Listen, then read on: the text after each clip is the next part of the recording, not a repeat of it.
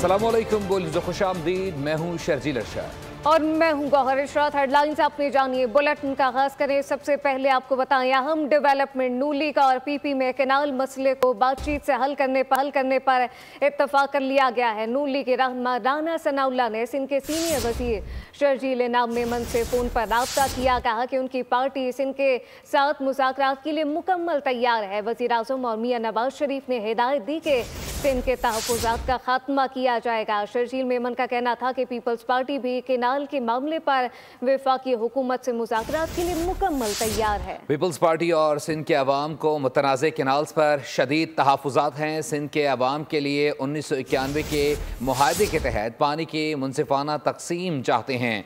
नून league और PP में canals मसले पर बातचीत इत्तफाक़ राय से हल करने पर इत्तफाक हो गया है।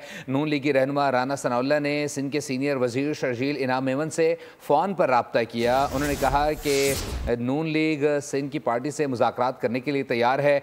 वज़ीर आज़म और मियां नवाज शरीफ ने हिदायत कर दी है। सब्सक्राइब करें और बेल दबाएं ताकि कोई खबर रह न जाए।